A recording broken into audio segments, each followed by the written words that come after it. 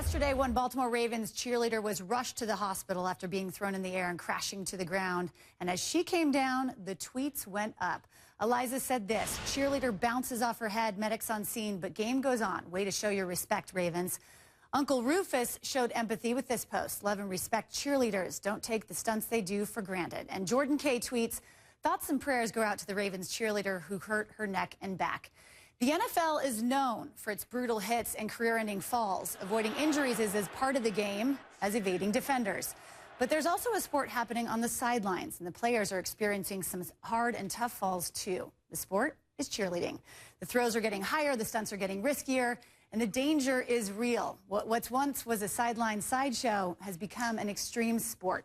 Joining us now via Skype to discuss the dangers and precautions of the sport is a former professional cheerleader, Kaylin Requay. Kaylin, thanks for joining us. Thank you so much, Summer. I'm happy to be here. I'm glad to report that the Ravens cheerleader has been released from the hospital and is expected to recover from her injuries. And Kaylin, you know all too well what she experienced, right? Yes, I was cheering for the NBA here in Atlanta, and I experienced an injury during a game as well. And it's a very scary thing, but to be quite honest, it's kind of just part of the sport. And, you know, it's a risk that some of us are willing to take. You know, I see that in sports often, where they need that sense of adrenaline. Are cheerleaders similar to that? And if that's the case, are you guys properly trained for those situations?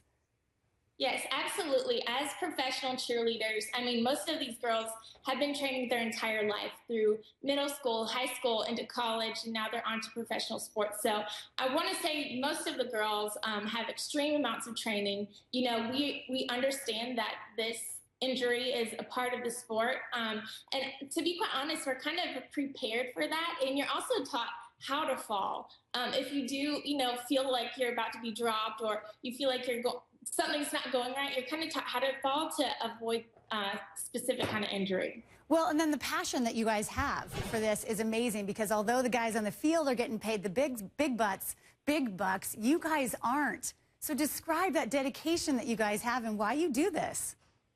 Right. It's definitely for the love of the game.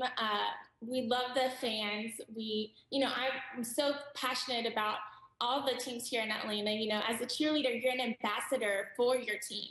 And, you know, it's all about the interactions and also entertaining the fans. So it's definitely worth it. And, you know, I feel like the reward is far greater than any risk that we put out there. Well, the risk is big. So how much riskier can you guys take it? And are you at your max? I think some of the teams definitely are. And the Ravens they took a big step because not a lot of NFL teams actually do stunting. Stunting is very, it's into competitive cheerleading, and college cheerleaders, they stunt, but they also train every single day. A lot of NFL cheerleaders have full-time jobs and their moms. And so for an NFL team to bring stunting in is definitely something different, and they're definitely pushing the limits, because some of these cheerleaders aren't exactly training every single day, but they do have previous training. Well, we have a comment here. In high schools all across America, you see the smallest cheerleader being thrown up, and girls that can't catch a cold are supposed to catch her. That was, you know, it's quite a comment, but it is kind of true. I mean, there are some young girls that are expected to catch their peers. And is that right? It's definitely right. I mean, I feel like most people know now, whenever you go into cheerleading, or you have a daughter that goes into cheerleading, it's well known it does have the highest rate of catastrophic injuries.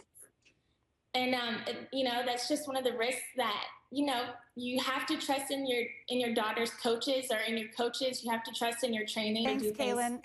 We really appreciate it. Thanks for joining us today. Thank you.